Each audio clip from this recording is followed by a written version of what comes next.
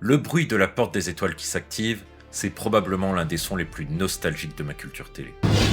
Second set, enclenché. Pendant 10 ans, l'équipe SG1 a traversé la galaxie, affronté des faux dieux et sauvé la Terre une bonne centaine de fois. C'était un rituel.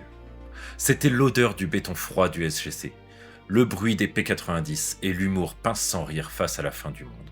Mais quand le vortex s'est refermé définitivement, ces voyageurs ont dû revenir sur Terre. Alors aujourd'hui, on rouvre l'iris pour découvrir ce que sont devenus les acteurs de Stargate SG1.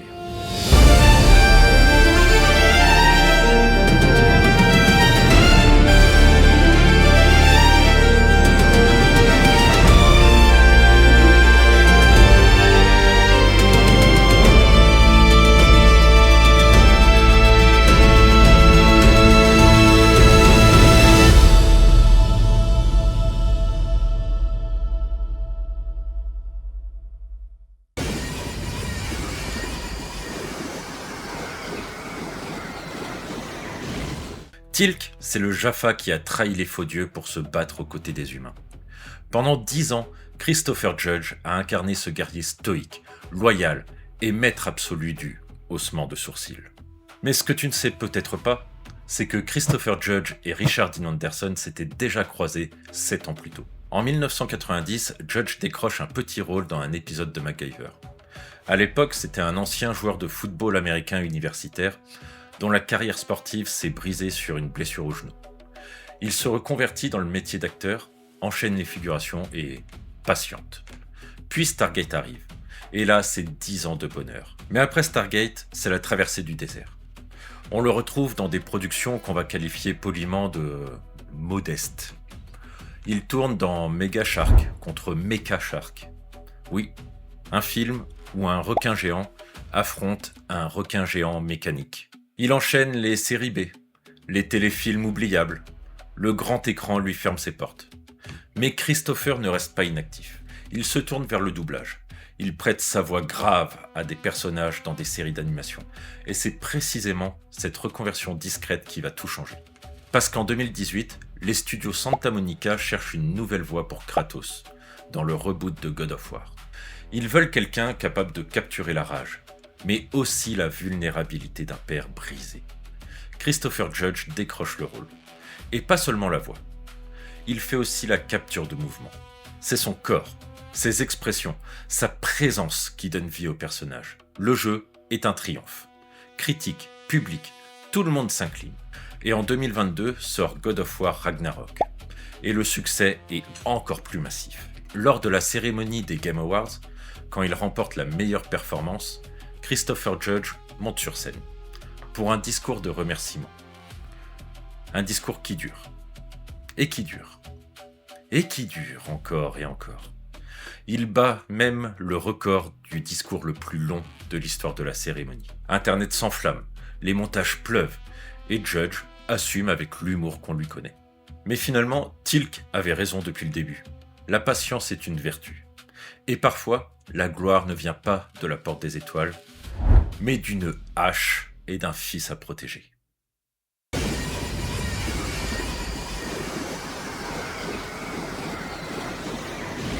Le docteur Janet Fraser, la femme qui a recousu SG1 plus de fois qu'on ne peut compter. Celle qui accueillait nos héros après chaque mission, avec un mélange de professionnalisme et d'inquiétude maternelle. Terry Rothery a donné vie à ce personnage pendant 7 saisons. Et puis il y a eu l'épisode Héros. Si tu l'as vu, tu sais ce qui se passe. Janet Fraser meurt sur le champ de bataille en tentant de sauver un soldat blessé. Et là, pas de retour miraculeux, pas de sarcophage Goa'uld, pas de réalité alternative pour annuler le drame. Elle meurt pour de bon. Cet épisode a traumatisé toute une génération de fans. Des pétitions ont circulé pour exiger son retour. Mais les scénaristes ont tenu bon. Et c'est peut-être ce qui rend ce moment si puissant. Mais alors, qu'est devenu Terry Rothery après avoir raccroché la blouse du SGC ? Contrairement à d'autres acteurs de la série, elle n'a jamais vraiment quitté les écrans. Il faut dire qu'elle a un avantage stratégique, elle vit à Vancouver. Et Vancouver, c'est la capitale nord-américaine des tournages de séries. La moitié de ce que tu regardes est probablement tourné là-bas. Du coup, Elle enchaîne les projets. Tu l'as peut-être croisée sans le savoir. Elle apparaît dans Supernatural. Elle joue dans The Good Doctor. Elle décroche un rôle récurrent dans Riverdale. Mais son retour le plus remarqué, c'est dans Virgin River, une série romantique diffusée sur Netflix depuis 2019. Elle y incarne Muriel, un personnage secondaire qui revient saison après saison. La série cartonne et Terry Rothery retrouve une visibilité internationale. Pas de traversée du désert pour Janet Fraser. Pas de descente aux enfers hollywoodienne. Juste une actrice qui a compris très tôt que la longévité dans ce métier, ça se construit rôle après rôle. Loin des projecteurs aveuglants. Discrète, constante, efficace. Finalement, elle soigne sa carrière comme elle soignait SG1.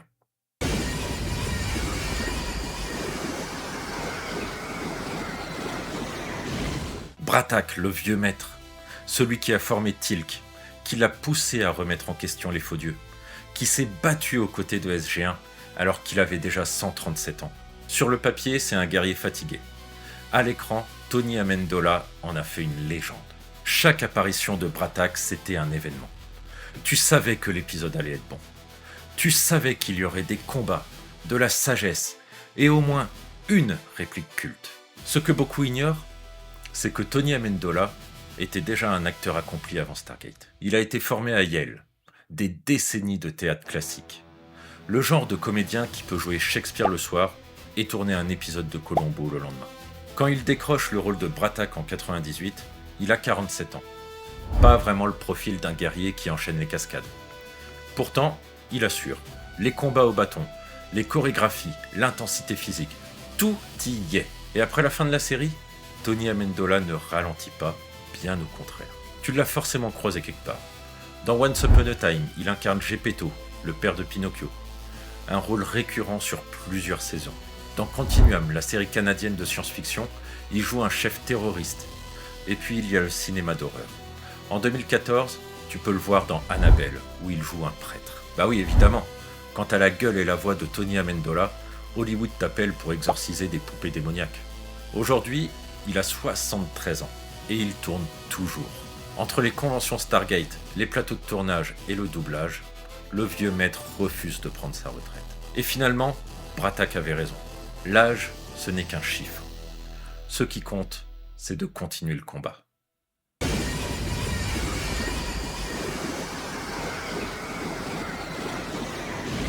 Pendant 5 saisons, il a terrorisé la galaxie. Apophis, le faux dieu, le serpent, celui qui a enlevé Sha're, qui a failli détruire la Terre et qui refusait tout simplement de mourir. Tu pouvais le tuer, l'humilier, faire exploser son vaisseau, il revenait toujours. Et derrière ses yeux lumineux et cette voix caverneuse, il y avait Peter Williams. Cet acteur canadien d'origine jamaïcaine a transformé ce qui aurait pu être un méchant jetable en icône de science-fiction. Ce qui frappe avec Apophis, c'est la présence. Peter Williams n'avait pas besoin de crier pour faire peur.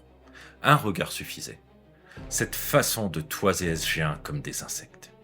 Cette arrogance tranquille des dieux qui savent qu'ils sont éternels. Dès le pilote, il pose le ton. Il capture Sha're et Eskara. Il les transforme en Old Goa'uld, et voilà, Stargate SG1 a son grand méchant. Pas le monstre de la semaine, un ennemi récurrent, dangereux.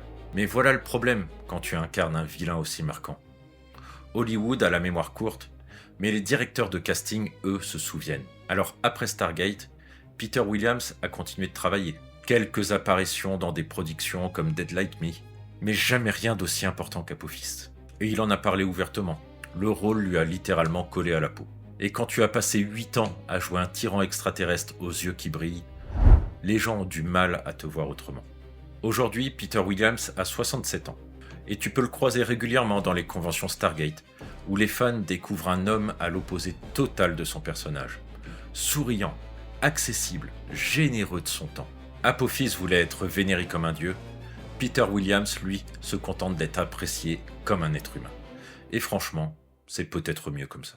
D'ailleurs, en parlant d'appréciation, si t'es arrivé jusqu'ici, c'est que comme moi, t'as adoré cette série. Alors, un pouce en l'air, un abonnement.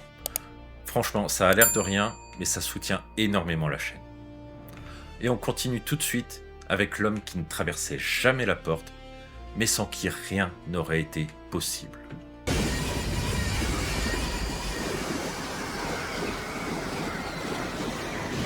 Dans une série remplie de héros qui traversent la porte des étoiles, lui est resté toujours derrière, devant ses écrans, dans sa salle de briefing, à attendre que son équipe revienne en vie. Le général George Hammond, l'homme qui n'allait jamais sur le terrain, mais sans qui aucune mission n'aurait été possible. Et l'acteur qui lui donnait vie, Don S. Davis, n'avait pas besoin de jouer l'autorité militaire. Il l'avait vécu. Parce que avant d'être acteur, Don S. Davis était capitaine dans l'armée américaine. Il a servi au Vietnam. Il connaissait le poids des décisions qui envoient des hommes au combat. Il savait ce que ça signifie d'attendre des nouvelles du front. Alors quand tu le voyais dans la peau d'Hammond, inquiet pour SG-1, tenant tête aux bureaucrates de Washington, protégeant son équipe contre les ordres absurdes, c'était pas de la comédie, c'était de l'expérience. Mais Don S. Davis n'a pas commencé sa carrière d'acteur à 20 ans, avec des rêves de gloire. Il avait déjà la quarantaine quand il s'est lancé. Mais avant ça, c'était aussi un artiste peintre. Et un vrai artiste, reconnu, qui exposait ses toiles. Son entrée dans le monde de la télévision s'est faite par une porte dérobée. Il était la doublure de Dana Elcar dans MacGyver. C'est sur ce tournage qu'il a rencontré Richard Dean Anderson. Une amitié qui allait durer des décennies. Et en vrai, on va finir par croire que MacGyver a lancé toute leur carrière. Alors quand Stargate SG-1 s'est monté, Anderson a insisté pour que Davis soit là. Le reste appartient à l'histoire. Pendant 7 saisons, Hammond a été le rock du SGC. Le père de substitution. Celui qui haussait le ton quand il le fallait, mais qui défendait toujours ses équipes. Tu te souviens de ces moments où des généraux arrogants ou des politiciens débarquaient pour donner des ordres stupides ? Hammond se levait, pas avec des éclats de voix, avec cette autorité tranquille. Il y avait cette scène, dans l'épisode où il menace de démissionner plutôt que d'abandonner SGC. Pas de grand discours, juste un homme qui trace une ligne et refuse de la franchir. En saison 8, Don S. Davis a réduit sa participation. Des raisons de santé, disait-on. Hammond a été promu, envoyé au Pentagone, mais il revenait, de temps en temps, pour rappeler que le SGC avait toujours son protecteur quelque part. Il est aussi apparu dans Stargate Atlantis. Il a tourné dans Stargate Continuum, le téléfilm sorti en 2008. Et 3 semaines après la sortie de Continuum, Don S. David est décédé d'une crise cardiaque. Il avait 65 ans. La nouvelle a frappé fort. Les acteurs, l'équipe de tournage, les fans, tout le monde. Richard Dean Anderson a perdu un ami de 20 ans. Amanda Tapping a parlé de lui comme d'un mentor. Michael Shanks a évoqué sa générosité sur le plateau, sa façon de mettre les jeunes acteurs à l'aise. Dans l'univers de Stargate, les producteurs ont fait quelque chose de rare. Ils ont nommé un vaisseau en son honneur, le USS George Hammond, que tu peux voir dans Atlantis, puis dans Stargate Universe. C'est un hommage au personnage, oui, mais surtout à l'homme. Don S. Davis n'a jamais été la star de Stargate SG-1. Il n'était pas celui qui tirait au P-90 ou qui découvrait des technologies anciennes. Il était celui qui rendait tout ça possible. L'encre, la conscience. Et quelque part, c'est exactement ce qu'il était dans la vraie vie. Un homme qui avait servi son pays, qui avait trouvé une seconde carrière dans l'art et le cinéma, et qui apportait à chaque rôle une authenticité impossible à simuler.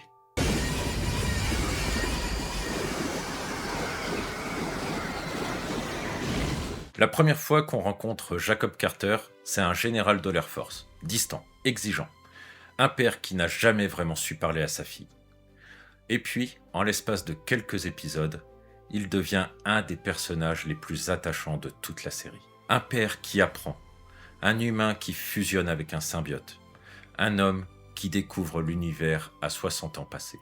L'acteur derrière lui, Carmen Agenciano, avait cette capacité rare de te faire ressentir des décennies de non-dits en un seul regard. Formé à l'American Academy of Dramatic Art, il appartenait à la vieille école. Le théâtre, la rigueur, le texte. Sa carrière a commencé dans les années 70. Tu l'as peut-être aperçu dans Le Parrain 2, puis dans des dizaines de séries, des flics, des juges, des militaires. Toujours ces rôles d'homme droit, avec quelque chose de vulnérable sous la surface. Avant Stargate, il avait déjà 30 ans de métier. Jacob apparaît en saison 2, un cancer en phase terminale. Sam propose l'impossible, la fusion avec Selmak, un Tok'ra mourant.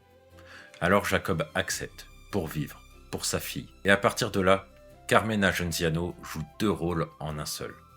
Le passage de l'un à l'autre tenait à presque rien. Juste une inflexion dans la voix. T'as besoin de ton symbiote, Jacob. Je suis aussi ravi de te voir, George. Ne m'en veux pas, mon ami.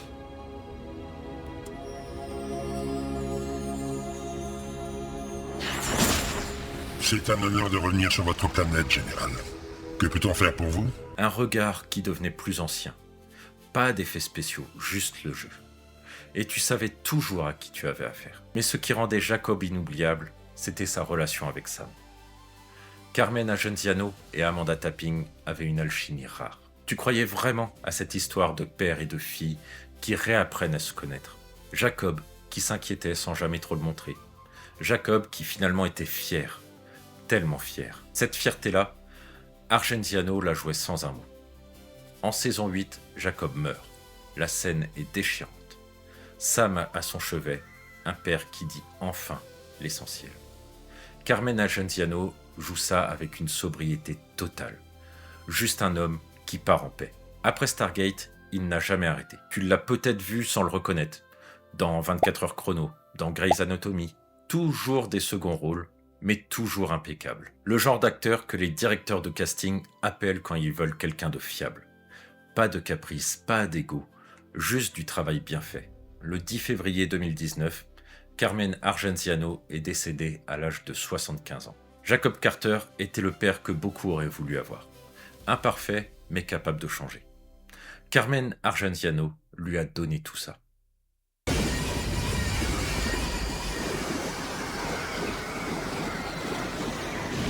Samantha Carter, c'est l'astrophysicienne, la pilote de chasse, et pendant 10 ans, le cerveau de SG1.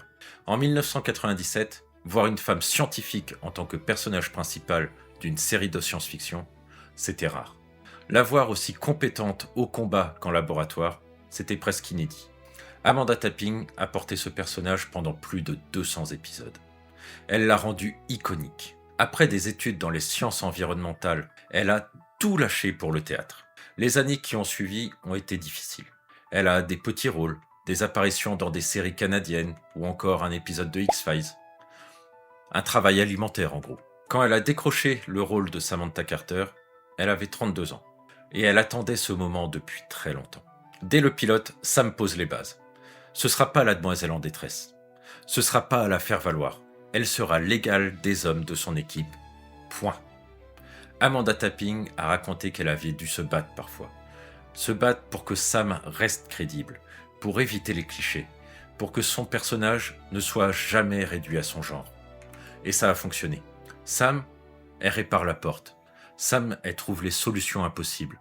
Sam sauve l'équipe. Encore et encore. Mais Amanda Tapping lui a aussi donné une vulnérabilité. La relation compliquée avec son père. La perte de Janet Fraser. Cette tension jamais résolue avec O'Neill. Sam était brillante.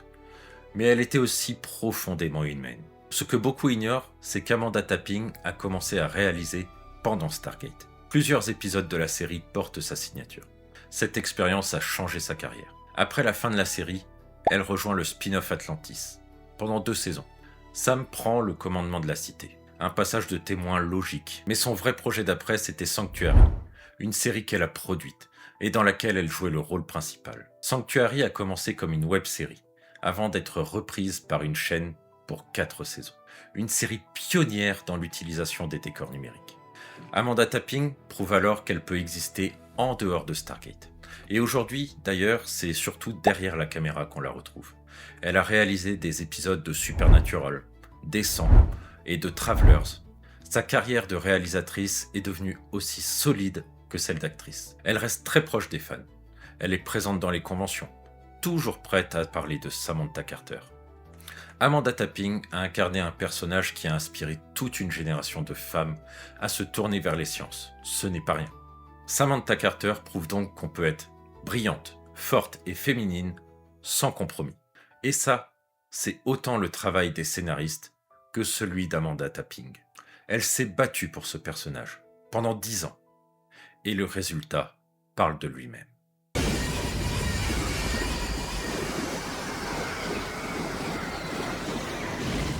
En 1997, Michael Shanks a 27 ans.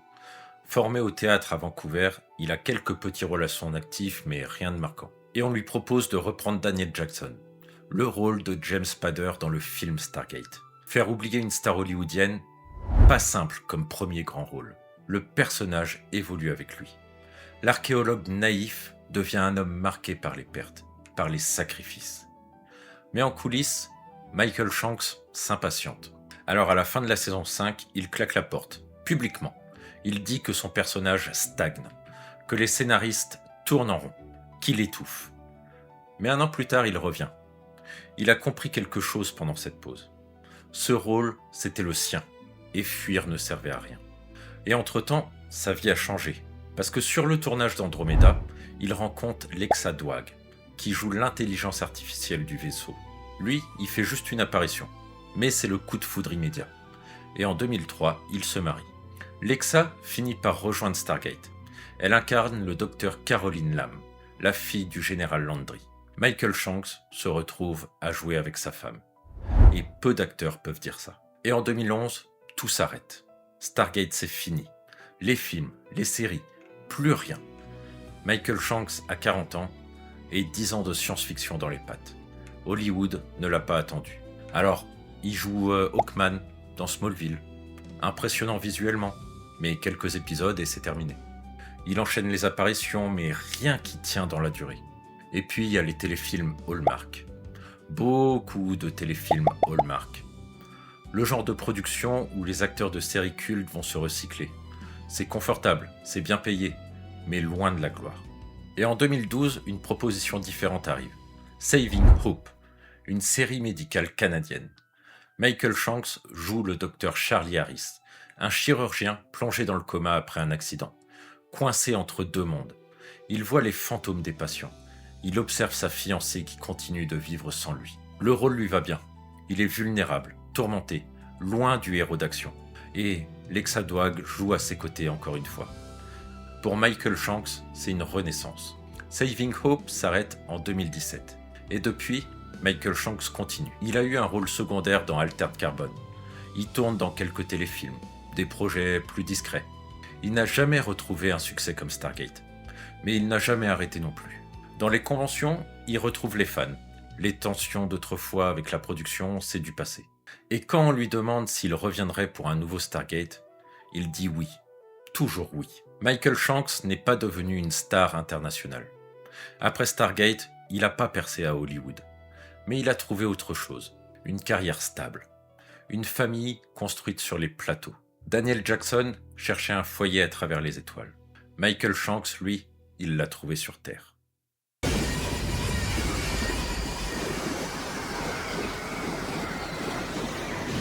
Il y a des acteurs qui jouent des héros, et il y a Richard Dean Anderson.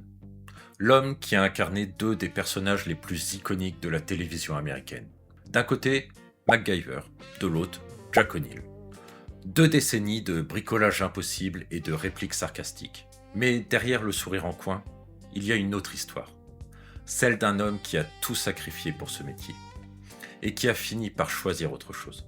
Avant d'être acteur, Richard voulait jouer au hockey. Pas comme un hobby. C'était son objectif de carrière. Il était doué, vraiment doué. Le genre de talent qui aurait pu l'emmener loin. Mais à 16 ans, il se brise les 2 bras. 2 accidents distincts, mais ses rêves de NHL s'effondrent sur la glace. Il se retrouve à chercher une autre voie. Le théâtre, puis Hollywood. MacGyver naît de cette blessure. Un héros qui n'utilise pas d'armes, qui résout tout avec son cerveau et un trombone. Richard avait imposé cette règle. Pas de violence gratuite, pas de flingue. L'homme qui voulait être joueur de hockey devient l'anti-héros pacifiste de toute une génération. 1997 est là et MacGyver c'est déjà fini depuis 5 ans. Richard Dean Anderson a la cinquantaine qui approche et on lui propose Stargate SG-1, le rôle de Jack O'Neill, un militaire, un soldat, un dur, l'exact opposé de MacGyver. Il accepte, mais à une condition. Jack O'Neill aura de l'humour, du sarcasme, de la légèreté. Il refuse de jouer à un militaire carton-pâte. Il veut un homme, mais un homme avec ses failles et son insubordination permanente.